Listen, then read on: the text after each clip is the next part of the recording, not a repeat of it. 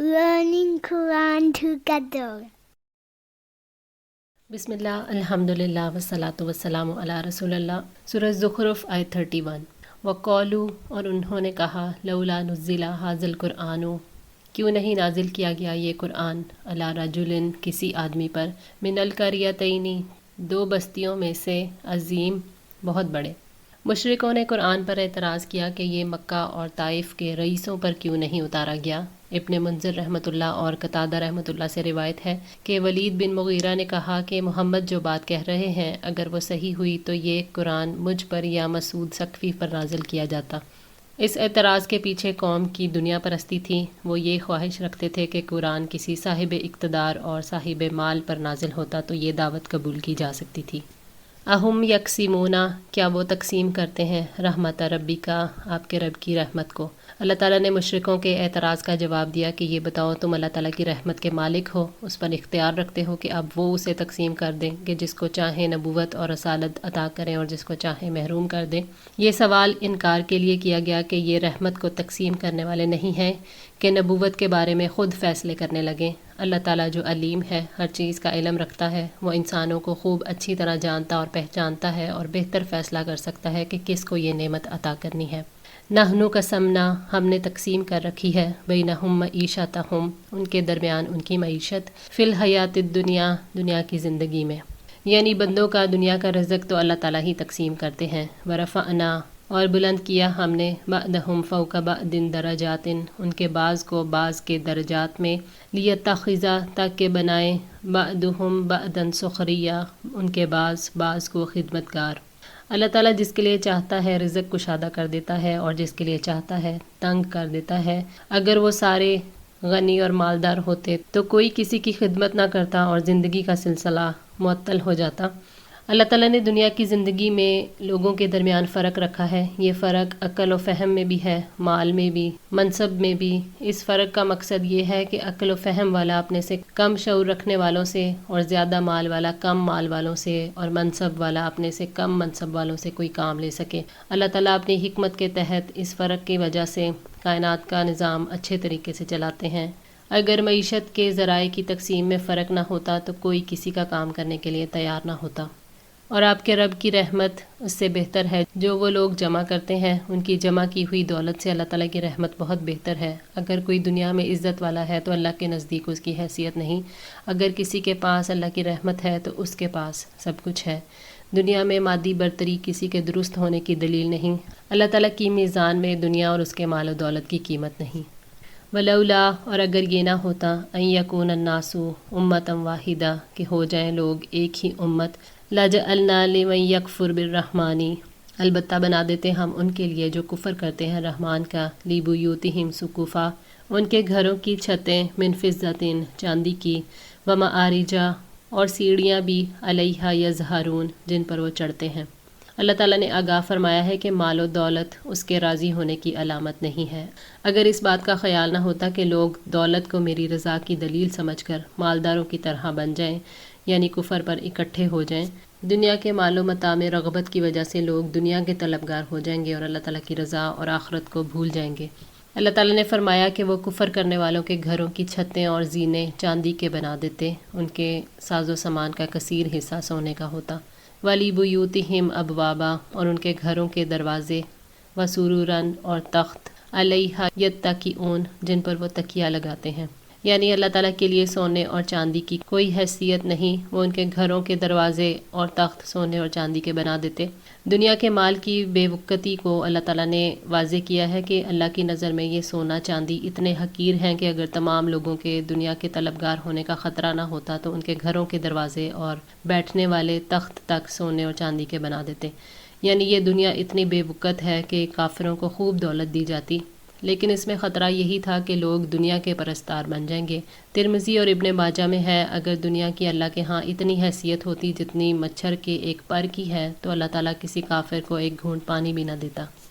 व ज़ुखरुफ़ा, और सोने के भी, व इन कुल्लु ज़ालिका, और ये सब कुछ नहीं, लम्मा मताउल हयातिद दुनिया, मगर दुनिया की ज़िंदगी का सामान, वल आखिरतु इंद रब्बिका, और आपके रब के नज़दीक आखिरत, लिल मुत्तकीन, मुत्तकी लोगों के लिए है। یعنی مختلف قسم کی خوبصورتی کے ذریعے سے ان کی دنیا کو آراستہ کر دیتا اور انہیں وہ سب کچھ دے دیتا جو وہ چاہتے، مگر بندوں پر اللہ تعالیٰ کی رحمت نے ایسا کرنے سے اسے روک دیا کہ کہیں وہ دنیا کی محبت کے باعث کفر اور نافرمانی میں ایک دوسرے پر سبقت نہ کرنے لگیں۔ اللہ تعالیٰ نے فرمایا کہ دنیا کی زندگی کا فائدہ تھوڑا سا ہے اور دنیا اللہ کے نزدیک حقیر اور ناپائیدار ہے، اور آخرت میں جنت کی نعمتیں جن کو زوال نہیں، وہ اللہ تعالیٰ سے ڈرنے والوں، شرک اور نافرمانیوں سے بچنے والوں کے لیے اور اللہ تعالیٰ کی فرما برداری کرنے والوں کے لیے ہیں۔ وَمَن يَعْشُ، اور جو اندھا بن جائے، عن ذکر الرحمٰن، رحمان کے ذکر سے، نُقَيِّضْ لَهُ شیطانہ، تو ہم اس کے لیے ایک شیطان مقرر کر دیتے ہیں، فَهُوَ لَهُ قَرِین، چنانچہ وہی اس کا ساتھی بن جاتا ہے۔ جو کوئی جان بوجھ کر اللہ تعالیٰ کے ذکر سے غافل ہوتا ہے اور اپنے رب سے بے پرواہی کرتا ہے، اللہ تعالیٰ اس پر ایک شیطان مسلط کر دیتا ہے۔ فرمایا استحوذ علیہم الشیطان فانساہم ذکر اللہ اولئک حزب الشیطان الا ان حزب الشیطان هم الخاسرون۔ شیطان ان پر قابو پا چکا ہے، چنانچہ اس نے انہیں اللہ تعالیٰ کی یاد بھلا دی۔ یہ شیطانی لشکر ہیں، یاد رکھو شیطان کا لشکر ہی یقیناً خسارہ پانے والا ہے۔ سورہ المجادلہ آیت 19۔ اللہ تعالیٰ کی یاد سے غافل انسان پر شیطان مسلط کر دیا جاتا ہے، جو کہ ہر وقت اس کے ساتھ رہتا ہے، اسے نیک کاموں سے روکتا ہے اور برے کاموں کی طرف رغبت دلاتا ہے۔ شیطان انسان پر مسلط ہو کر اس کی عقل کو ایک غلط رستے پر ڈالتا ہے، وہ انسان کے سامنے اس کے برے اعمال کو اچھا بنا کر دکھاتا ہے۔ وَإِنَّهُمْ لَيَصُدُّونَهُمْ، اور بے شک وہ روکتے ہیں انہیں، عن السبیل، راستے سے، وَيَحْسَبُونَ، اور وہ سمجھتے ہیں، انہم مہتدون، کہ بے شک وہ ہدایت یافتہ ہیں۔ شیطان لوگوں کو اللہ کے ذکر سے روکتے ہیں اور حق کے راستے سے روکتے ہیں، صراط مستقیم اور دین سے روکتے ہیں۔ اللہ تعالیٰ نے پہلی قوموں کی تباہی کا سبب بتاتے ہوئے فرمایا وَآدم وَثَمُودَ وَقَدْ تَبَيَّنَ لَكُم مِّن مَّسَاكِنِهِمْ وَزَيَّنَ لَهُمُ الشَّيْطَانُ أَعْمَالَهُمْ فَصَدَّهُمْ عَنِ السَّبِيلِ وَكَانُوا مُسْتَبْصِرِينَ۔ اور عاد اور سمود کو اور تم پر ان کے رہنے کی جگہیں واضح ہو گئی ہیں، اور شیطان نے ان کے اعمال کو ان کے لیے خوشنما بنا دیا تھا، پس انہیں راہ راست سے روک دیا، حالانکہ وہ سمجھدار لوگ تھے۔ سورہ العنکبوت 38۔ شیاطین انسان اور رب کے راستے کے درمیان حائل ہو جاتے ہیں اور انہیں اس راستے سے روکتے ہیں، سمجھاتے ہیں کہ تم حق پر ہو، یہاں تک کہ ایسے انسان کو اپنے بارے میں یہ خیال ہوتا ہے کہ وہی حق پر ہے اور وہ ان کی ہی فرما برداری کرنے لگ جاتا ہے۔ ایسا شخص دین کی مخالفت کرنے والوں کے بارے میں یہ سمجھتا ہے کہ وہی حق پر ہیں، پھر ان کی رہنمائی کو قبول کرنے لگ جاتا ہے۔ حتیٰ اذا جاءنا، یہاں تک کہ جب وہ ہمارے پاس آئے گا، قال یا لیتا، تو کہے گا کہ کاش، بینی و بینکا، میرے اور تمہارے درمیان، بعد المشرکین، دوری ہوتی دو مشرکوں کی، فبئس القرین، تو کتنا برا ساتھی ہے۔ یعنی جب قیامت کے دن وہ ہمارے پاس آئے گا تو کہے گا کاش میں اپنے ساتھی کی شکل تک نہ دیکھوں اور ہمارے درمیان مشرق اور مغرب کا فاصلہ پیدا ہو جائے۔ فبئس القرین، یعنی تو بدترین ساتھی ہے، کاش میں نے تجھے دوست نہ بنایا ہوتا۔ اسی کیفیت کو اللہ تعالیٰ نے سورہ الفرقان میں واضح فرمایا، اور جس دن ظالم اپنے ہاتھوں کو چبائے گا اور کہے گا اے کاش کہ میں رسول کے ساتھ کا کچھ راستہ اختیار کرتا، ہائے میری بربادی، کاش میں فلاں شخص کو دلی دوست نہ بناتا۔ بلا شبہ یقیناً اس نے مجھے اس کے بعد نصیحت سے بہکا دیا جبکہ وہ میرے پاس آ چکی تھی، اور انسان کو شیطان ہمیشہ چھوڑ کر جانے والا ہے۔ سورہ الفرقان 27-29۔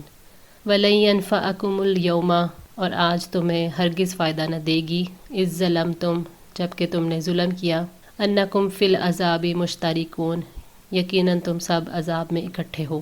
یعنی جہنم میں تمہارا جمع ہونا اور عذاب میں مشترک ہونا آپ کو نفع نہیں دے گا۔ قیامت کے روز تمہارا اپنے ساتھیوں اور دوستوں کے ساتھ عذاب میں جمع ہونا تمہارے کسی کام نہ آئے گا، کیونکہ تم ظلم میں ایک دوسرے کے ساتھی تھے، اس لیے اس عذاب میں بھی ایک دوسرے کے ساتھی ہو۔ مصیبت میں تسلی بھی تمہارے کوئی کام نہیں آئے گی، کیونکہ جب دنیا میں مصیبت آتی تھی اور مصیبت زدگان اس میں اکٹھے ہو جاتے تھے تو ساتھی بن جاتے تھے اور ان کی مصیبت قدرے ہلکی ہو جاتی تھی اور وہ ایک دوسرے کو تسلی دیتے تھے۔ آخرت کی مصیبت میں تو ہر قسم کی سختی جمع ہوگی اور اس میں ذرا سی بھی راحت نہیں ہوگی۔ افانت تسمع الصم، تو کیا آپ بہروں کو سنائیں گے، او تہدی العمیٰ، یا اندھوں کو راستہ دکھائیں گے، ومن کان فی ضلال مبین، اور ان کو جو کھلی گمراہی میں پڑے ہیں۔ یعنی جس کے سننے کی صلاحیت کو اللہ تعالیٰ نے ختم کر دیا ہو، آپ اسے کیسے سنا سکتے ہو؟ آپ صلی اللہ علیہ وآلہ وسلم اسے کیسے ہدایت کا راستہ دکھا سکتے ہیں جو دل اندھا ہو اور اس پر شیطان غالب آ گیا ہو؟ اس لیے وہ آپ کی رہنمائی سے فائدہ نہیں اٹھا سکتے۔